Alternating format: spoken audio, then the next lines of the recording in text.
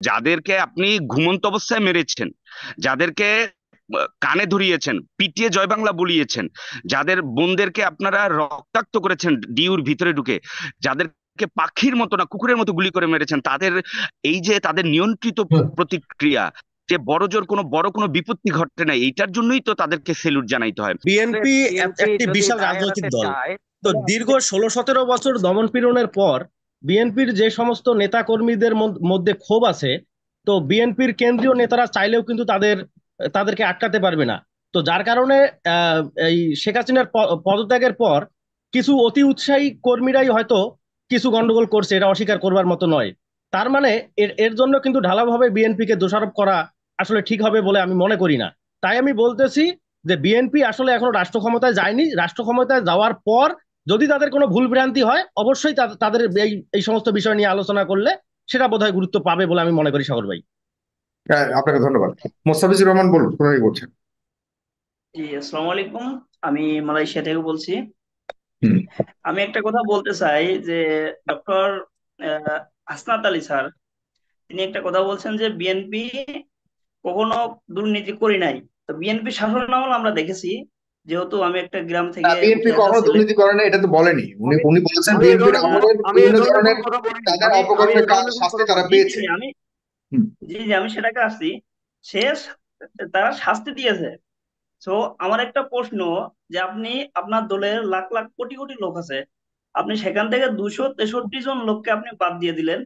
আর যারা লোকজন আছে, তাহলে এরা কি ঘোড়ার ডিম পারে নাকি? এরা তো মনে করেন যে তারা তো দলের ভিতরে একটা উষ্ণ সৃষ্টি করছে, ঠিক না? কারণ ওই উষ্ণ সৃষ্টি করার কারণে কিন্তু গ্রাম ও যে সমস্ত লোকজন আছে, তাদের সাথে কিন্তু একটা গ্যাঞ্জাম বাঁধছে এখানে। গ্যাঞ্জাম বাঁধার ফলে কিন্তু তারা আজকে তাদের যে প্রপার্টি যে একটা রিজম আছে, সেটা কিন্তু হারিয়ে ফেলছে।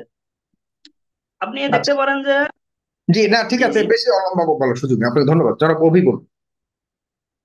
আসসালামু আলাইকুম, আমি মালয়েশিয়া থেকে বলছিলাম। আমি একটা জি, কথা, আমি বলুন। জন্মে হচ্ছে জাহাঙ্গীরনগর বিশ্ববিদ্যালয় মানে লেকচার আমরা ভুল করি। উনি যদি বিএনপির কোনো নেতা হতো, তাহলে উনি হয়তো টিউশনি করে খাওয়া লাগতো 17 বছর, ঠিক আছে? ওই শিক্ষকতা করে খাওয়া হতো না। বিএনপির আচ্ছা। আসলে নিম্ন গ্রাম অঞ্চলের, শহর অঞ্চলের তারা কি হুম। অবস্থায় ছিল 17 বছরে, কিন্তু একমাত্র উপর আল্লাহ কিন্তু জানে। আর তারা বলুন। একমাত্র তারাই জানে, আর উপরে জানে 16 বছর বিএনপির যারা নিম্ন মানে গ্রাম অঞ্চলের নেতারা, তাদের হুম। বাড়ি ঘরের কি অবস্থা একটু খোঁজ মেরামত বলবেন, একটু খোঁজ নিতে।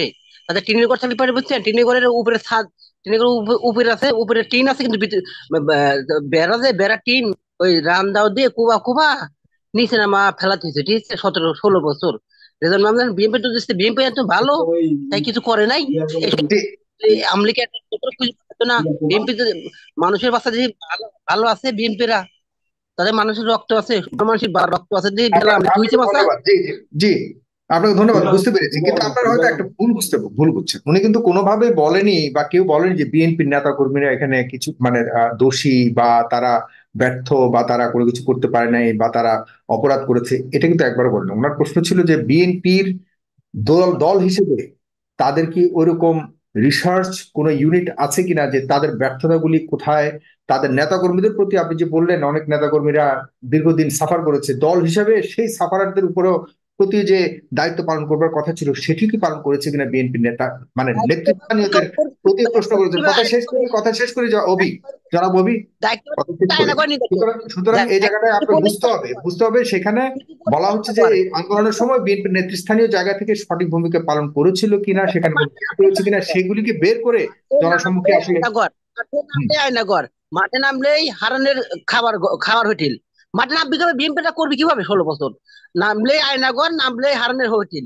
কিভাবে কি করবে? আপনার বাড়ির দুজনকে right, you are right, you স্বাধীন আর করবে, রাইট। সেটা তো বলছে বিএনপির। স্বাধীন করবে একটা কেস, স্বাধীন করবে একটা করে কেস থাকে, আপনি কি করবেন বলেন? আপনি করবেন কি? থানায় যে একটা কেস থাকে স্বাধীন করবেন, হাজির তো লাগে, আপনি কি করতে রাইট, পারবেন? রাইট, ঠিক আছে, ধন্যবাদ আপনাকে। জনাব শেখ আবু মুসা বলুন। হ্যাঁ, ধন্যবাদ প্রিয় সঞ্চালক সাইফুল সাগর ভাই। আপনার প্যানেলের সকল সম্মানিত অতিথিবৃন্দকে আমার পক্ষ থেকে সালাম, আসসালামু আলাইকুম ওয়া রাহমাতুল্লাহি ওয়া বারাকাতুহু। সাগর ভাই, খুব চমৎকার আলোচনা হচ্ছে, আমি খুব মন ভরে প্রাণ ভরে শুনছি। সাইফুল সাগর ভাই, একটা কথা হচ্ছে যে বিএনপি নিয়ে আলোচনাটা হচ্ছে। হ্যাঁ, আমি চাই বিএনপি নিয়ে আলোচনা হোক। আলোচনা যদি না হয় তাহলে এই বিলগুলো বিএনপি কিভাবে শুধরাবে? আলোচনা হওয়ার দরকার আছে, আলোচনা হবে, তবে সেই আলোচনাটা যে হাসনাত স্যার একটা কথা বলেছেন যে ঢালাও হবে। এখনো কিন্তু আসলে বিএনপি ক্ষমতা নাই, ঢালাও হবে বলা যাবে না। হ্যাঁ, কিছু কিছু বিচ্ছিন্ন ঘটনা হ্যাঁ ঘটেছে বিএনপি। আমি কিন্তু সাইফুর সাগর ভাই এটুকু আশা করি না এটুকু ঘটুক। আর সাইফুর সাগর ভাই আপনি বলছেন একটা বলছেন বিএনপি কি দায়িত্ব পালন করতে পারছে কি তাদের সঠিকভাবে, হ্যাঁ বিএনপি আশা করি যে দায়িত্বটা পালন করেছে সাইফুর সাগর ভাই। যে আজকে আওয়ামী লীগ ক্ষমতা থাকা অবস্থায় ভার ভার বলছিল 5 লক্ষ লোক মারা যাবে আওয়ামী লীগ ক্ষমতা হারানোর পর। আলহামদুলিল্লাহ আলহামদুলিল্লাহ তারেক রহমানের আহ্বানে বিএনপির সর্ব নেতাদের আহ্বানে বাংলাদেশে, ঠিক আছে, এখন পর্যন্ত বিএনপির আক্রমণে 10টা লোক মারা যায় নাই। আমার মনে হয় মারা যায় নাই। ঠিক আছে, কয়েকটা মন্ত্রী বাড়িঘর জ্বালিয়ে ফিরিয়ে দিয়েছে, সেটাও আমরা এতটুকু আমরা আশা করছিলাম না। এটাও কাম্য না, এটাও আমি তীব্র নিন্দা জানাই। ঠিক আছে স্যার, এখন ঘটনা হচ্ছে বিএনপি এখন ক্ষমতায় যায় না, তাদের নিয়ে সমালোচনা আলোচনা আপনারা করবেন, অবশ্যই করবেন, কিন্তু তথ্য প্রমাণে এখন না দিয়া যদি আপনি ঢালাও ভাবে বলেন এটা একটা দুঃখজনক বিষয়। কিন্তু এই যে 263 জন নেতাকর্মী বিএনপি বহিষ্কার করছে, এটার মধ্যে একটা খুব একটা আহ্বান করছি, এই মেসেজটা যারা আছে বিএনপি নেতাকর্মী তাদের কাছে কিন্তু পৌঁছে গেছে। আমি এর মাধ্যমে চাই যারা মিস্টার বকলম দুষ্কৃতি বলছে তাদের মধ্যে সরাসরি আবার আইনের আওতা আনা হয়। কিন্তু আওয়ামী লীগের মতো সাংগঠনিক ব্যবস্থা নিয়ে বসে থাকলে হবে না, তাদেরকে সরাসরি আইনের আওতায় নিয়ে আসতে হবে। আমরা 16-17 বছর যাবত একটা প্রশ্ন করে আসছিলাম, এক সেকেন্ড স্যার, একটা প্রশ্ন করে আসছিলাম। আজকে যারা আওয়ামী লীগের ছিল, আপনার ছাত্রলীগ সন্ত্রাসীবাদের যুক্ত ঠিক আছে, যুক্ত বলেছেন চাঁদাবাজির বলেছেন সাথে এগুলি যুক্ত। বলছে না না আপনাদের বড় লম্বা বক্তব্য দিয়ে তাহলে হবে না। আপনাদের এইসব বিএনপির পক্ষ থেকে কি করেছে না করেছে এগুলো বলছে আমাদের আলোচকরা বলছে, আপনার কথা বুঝতে পারছি। ইশতিয়াক আমি এটাই আহমেদ বলছি, এক সেকেন্ড স্যার, এক সেকেন্ড স্যার, আমি এটি বলতে চাইছি। তাদেরকে প্রশ্ন করা হলে তারা তারা এই আলোচনাগুলো ডিনাই করে যেত, তারা অপরাধটা স্বীকার করতো না। তারা 1971 সাল থেকে শুরু করে 75 আগস্ট, আর তারা বলতো ঐতিহ্যবাহী একটা সংগঠন ছাত্রলীগ। আমি এরকম বিএনপির কাছে এরকম আলোচনা চাই না। যদি অপরাধ করে অপরাধের বলতে হবে, সাদাকে সাদা কালোকে কালো বলতে হবে, আইনের আওতায় আনতে হবে। এখন আমি এটাই জি, চাই। একই আচরণ যদি আবার বিএনপিও করে তাহলে আর পার্থক্য করবে কোথায়? তো ধন্যবাদ আপনাকে ইশতিয়াক জি আহমেদ। জি জি জি জি রাইট। আমি আমি ফটোকপি চাই না, আমি চেঞ্জ চাই। আজকে যে আন্দোলন হয়েছে জি চেঞ্জের জি জন্য জি হয়েছে, আমি চেঞ্জ জি চাই। আমি প্রতিহিংসা রাজনীতি চাই না, প্রতিহিংসা রাজনীতি পছন্দ করি না। ঠিক আছে, জি চেঞ্জ চাই স্যার। ধন্যবাদ ধন্যবাদ আপনাকে জনাব ইশতিয়াক আহমেদ। হ্যাঁ এবং ধন্যবাদ। প্রিয় দর্শক যারা আছেন আপনারাও আপনাদের মন্তব্য লিখতে পারেন। জি, ইশতিয়াক আহমেদ। জি, সবাইকে সবাইকে বিজয়ের শুভেচ্ছা, উষ্ণ অভিবাদন।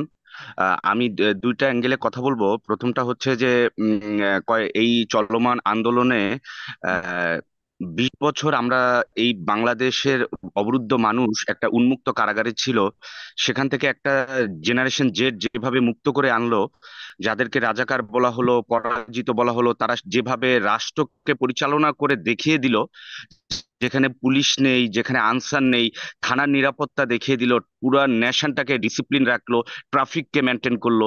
এত বড় একটা স্টানিং সাকসেস আমার জানা মতে পৃথিবীর কোথাও আর নাই। আমি জানতে চাই, মনে হয় না নাই। তো এরকম একটা সাকসেসফুল জেনারেশনের সাকসেসফুল রেভলিউশনের পরে একটা স্পিরিচুয়াল কয়েকটা ভুল হয়েই যেতে পারে। সেটাকে এতটা জাজমেন্টাল ভাবে দেখা, এটা আমি মনে করি এটা সাম সর্ট অফ রেসিজম আমার কাছে মনে হচ্ছে, মাই পার্সোনাল পারসেপশন। এখন আমি একটা কথা বলবো যে আমি দেখেছি যে শিশুরা, 7-এর শিশু, তাই এদেরকে অ্যাজ পার লস শিশুই বলছি, 7-এর ছাত্ররা, মেয়ে দেখেছি আমি ঢাকা বিশ্ববিদ্যালয়ের ভিতরে, তারা দেয়াল অঙ্কন করছে। ক্লাস 8-এর মাদ্রাসার ছাত্ররা লাঠি নিয়ে দাঁড়িয়ে আছে, তারা পাহারা দিচ্ছে। ওই দিন কিন্তু প্রতি বিপ্লব ট্যাকেল দেওয়ার জন্যই তারা মাঠে ছিল। এখন যাদেরকে আপনি ঘুমন্ত অবস্থায় মেরেছেন, যাদেরকে কানে ধরিয়েছেন, পিটিয়ে জয় বাংলা বলিয়েছেন, যাদের বোনদেরকে আপনারা রক্তাক্ত করেছেন ডিউর ভিতরে ঢুকে, যাদেরকে পাখির মতো না কুকুরের মতো গুলি করে মেরেছেন, তাদের এই যে তাদের নিয়ন্ত্রিত প্রতিক্রিয়া, যে বড় কোনো বিপত্তি ঘটে না, এইটার জন্যই তো তাদেরকে সেলুট জানাইতে হয়। আরেকটা বিষয়, যে গণবিপ্লবের পরে আপনি যদি দেখেন যে যে কান ধরানোর বিষয়টা বলা হলো শ্রীলঙ্কায় কিন্তু, এবং উলঙ্গ করার বিষয়টা বলা হলো যে সেমি উলঙ্গ, শ্রীলঙ্কায় কিন্তু পুরো উলঙ্গ করে ছাড়ছে। এবং বলা হলো যে গণভবনে লুট হয়েছে, এই কথাগুলো আসে ফেসবুকে। শ্রীলঙ্কায় কি হয়েছে এটা আমরা সবাই হিউম্যান নেচারই চলবে। যখন একটা অভ্যুত্থান ঘটে, একটা স্বৈরাচারের পতন ঘটে, তার নাম নিশানা মুছে ফেলা হয়। যেমনটা শ্রীলঙ্কায় হয়েছে তেমনটা বাংলাদেশে হয়েছে। তবে ছাত্রদের ধন্যবাদ দেওয়া উচিত যে কোনো বড় ধরনের ঘটনা ঘটেনি, দুর্ঘটনা ঘটেনি। একটা অপ্রফেশনাল মেধাবীরা জেনারেশন একটা প্রফেশনাল সাকসেস দেখিয়েছে। ধন্যবাদ। আপনাকে অনেক ধন্যবাদ। আমি ফিরে যাচ্ছি আমাদের অতিথিদের আলোচনা। প্রিয় দর্শক, অনুষ্ঠানটিকে শেয়ার করবেন এবং আপনাদের মন্তব্য জানাবেন। আপনাদের হয়তো অনেকের মনের বিপরীতে কথা হতে পারে, বা দিস ইজ দ্য রিয়ালিটি। আমরা প্রেজ দ্য পিপলে সঠিক বিতর্ক করার চেষ্টা করি এবং মন থেকে কথা বলার চেষ্টা করি, সঠিক চিত্র তুলে আনবার চেষ্টা করি। এখানে কোনো অভিনয় কেউ করে না। সুতরাং এখান থেকে আপনারা সত্যিকারের চিত্রটাকে, বর্তমান চিত্রটাকে আপনারা অনুভব করতে পারবেন, দেখতে পারবেন এবং নিজেরাও এর বিচার বিশ্লেষণ করে একটা জনমত তৈরিতে আপনারা ভূমিকা রাখতে পারবেন। সুতরাং আপনারা আপনাদের দায়িত্ব জায়গা থেকে আপনার মন্তব্যের মাধ্যমে আপনাদের অবস্থান জানান দিতে পারেন।